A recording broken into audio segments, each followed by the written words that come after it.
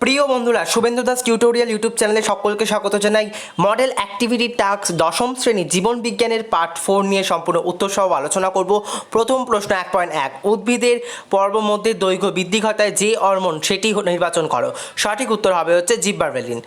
ক্ষয়ের দাগ 1.2, নিচের বক্তব্যগুলি থেকে মায়োপিয়ার সঙ্গে সম্পর্কিত সমস্যাটি চিহ্নিত করো। সঠিক উত্তর হবে হচ্ছে ক্ষয়ের দাগ, বস্তুর প্রতিবিম্ব রেটিনার সামনে গঠিত হওয়া। 1.3, নিচে যে জোড়াটি সঠিক তা স্থির করো। সঠিক উত্তর হবে হচ্ছে ঘ, ADH, বৃক্কীয় নালিকার জলের পুনঃশোষণ ঘটানো। 2-এর দাগের প্রশ্ন, নিচের বাক্যগুলি শূন্যস্থানগুলিতে উপযুক্ত শব্দ বসাও। 2.1, ডাবের জলে ড্যাশ হরমোন থাকে। সঠিক উত্তর হবে হচ্ছে সাইটোকাইনিন।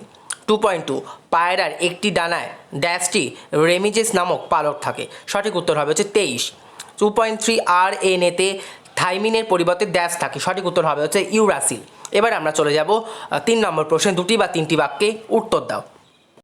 3.1-এ দিয়েছিল অন্তঃক্ষরা ও বহিঃক্ষরা গ্রন্থির পার্থক্য, দুটো বৈশিষ্ট্য তুলে ধরেছিল। আমি লিখে রেখেছি নালীর উপস্থিতি ও অনুপস্থিতি খরিত পদার্থ।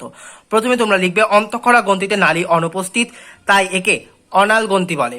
আর বহিঃক্ষরা গ্রন্থিতে তোমরা লিখবে বহিঃক্ষরা গ্রন্থিতে নালী উপস্থিত, তাই একে সনাল গ্রন্থি বলে। খরিত পদার্থ, অন্তঃক্ষরা গ্রন্থির খরিত পদার্থ হলো হরমোন, বহিঃক্ষরা গ্রন্থির খরিত পদার্থ হলো পাচক রস। এবার আমরা চলে যাব পরবর্তী প্রশ্নে 3.2, মাইটোসিসের সবচেয়ে দীর্ঘস্থায়ী দশায় নিউক্লিয়াসের কি কি পরিবর্তন ঘটে তা বর্ণনা করো। লিখবে তোমরা মাইটোসিসের সবচেয়ে দীর্ঘস্থায়ী দশা হলো প্রোফেজ দশায় নিউক্লিয়াসে যে যে পরিবর্তন ঘটে তা নিচে বর্ণনা করা হলো।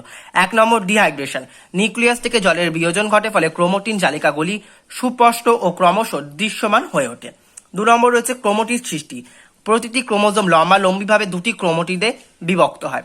3 নম্বর, নিউক্লিওলাস ও নিউক্লিয় পর্দার অবলুপ্তি, প্রোফেজ দশার শেষ দিকে নিউক্লিওলাস ও নিউক্লিয় পর্দার অবলুপ্তি ঘটে। এবার আমরা চলে যাব আমাদের পরবর্তী এবং শেষ প্রশ্নে। 4 নম্বর প্রশ্ন কি বলছে, প্রাণী কোষের মাইটোসিস কোষ বিভাজনের মেটাফেজ দশার পরিচ্ছন্ন চিত্র অঙ্কন করে নিম্নলিখিত অংশগুলি চিহ্নিত করো। ক্রোমোটিড, মেরু অঞ্চল, সেন্টোমিয়ার, বেমতন্তু। এখানে তোমাদের সামনে ডায়াগ্রামটি রয়েছে, তোমরা দেখে নাও। এখানে দেখো 5টা রয়েছে বিষুব অঞ্চল, যেটা তোমাদের দেয়নি, সেটা তোমরা চিহ্নিত করবে না। বাকি 4টে মেরু অঞ্চল, ক্রোমোটিড দ্বয়, বেমতন্তু এবং সেন্টোমিয়ার তোমরা কিন্তু এইরকমভাবে চিহ্নিত করে দেবে এবং নিচে লিখে দেবে প্রাণী কোষে মেটাফেজ। এই যে তোমাদের সামনে সঠিক মডেল অ্যাক্টিভিটি টাস্কটা কিন্তু আমি তুলে ধরলাম। ধন্যবাদ।